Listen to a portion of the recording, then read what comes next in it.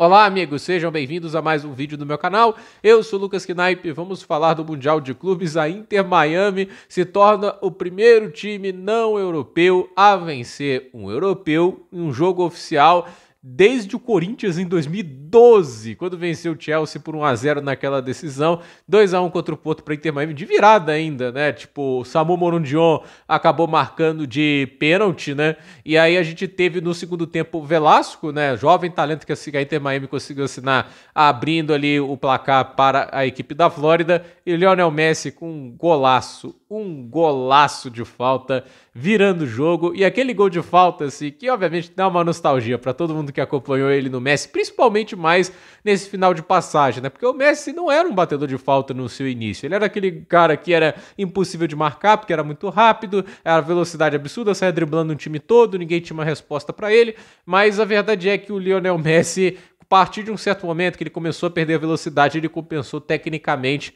e virou o melhor batedor de faltas do mundo. Eu acho que isso que é o mais engraçado, né? Porque, como eu disse, não é o jogador que as pessoas antes viam como um grande batedor de faltas, mas ele se tornou um, né? E aí ele tem o dom para jogar futebol. Ele é aquele tipo de cara que eu falo, né? O que ele quiser fazer com a bola, ele talvez consiga, né? Tipo, ele tem o dom para jogar esse esporte. E com isso ele consegue coisas como essa, deixar de ser apenas um cara que estava ali correndo, driblando todo mundo, e resolveu jogar em bola parada. Mas assim, fazer algo que ele não tinha costume, virar o melhor nisso, é só para quem tem dom. Tem gente que tá batendo falta desde criança, bate bem e não consegue fazer o que o Messi faz. É muito talento, né?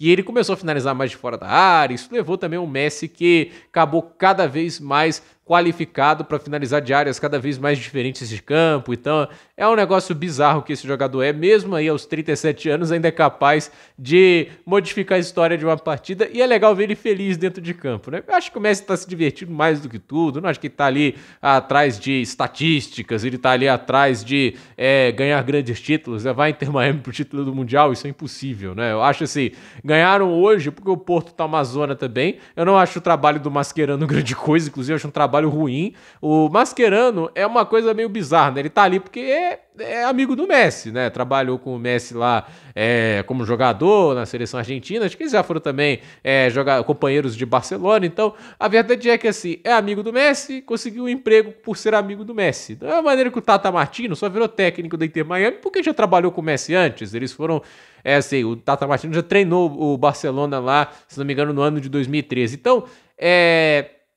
olhar para esse tipo de contexto da Inter Miami, que quer ser o Barcelona de 2013 em 2025, né?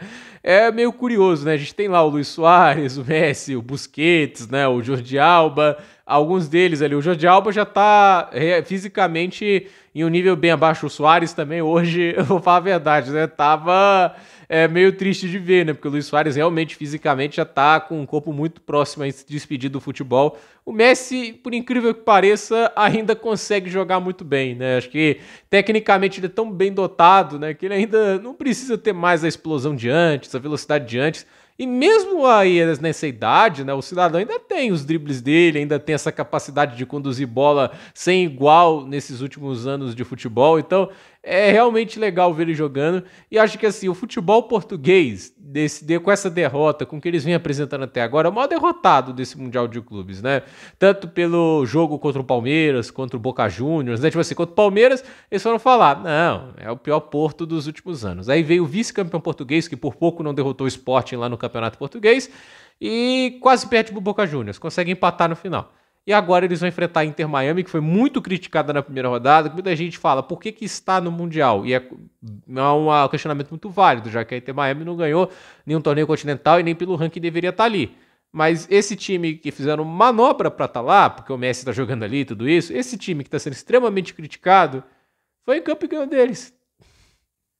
Qual a mensagem que isso passa sobre o Campeonato Português? Boa, não é?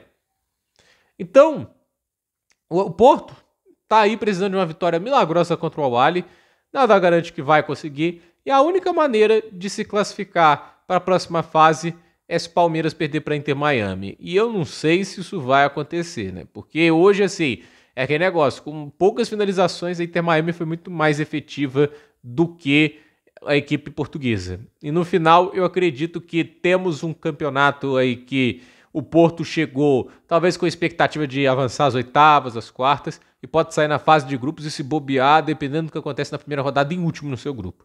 O Campeonato Português, a gente já falou muitas vezes que perdeu muito poder financeiro, principalmente comparado a outras ligas. Mas o que vem acontecendo nesse Mundial é o tipo de coisa que, assim, é muito vergonhoso para quem a gente poderia se falar assim, após as 5 grandes ligas, né? La Liga, Premier League, Bundesliga, Série A italiana, Campeonato francês, tá, gente? Será mesmo? Será que hoje o Campeonato Português é mais forte do que a Eredivisie? Essas dúvidas levantadas, eu acredito que sim. Mas eu começo a falar assim, será que o Porto ganha de um Galatasaray, como foi dessa temporada? O Galatasaray que tinha lá o Victor Osimhen, o Dries Mertens, né?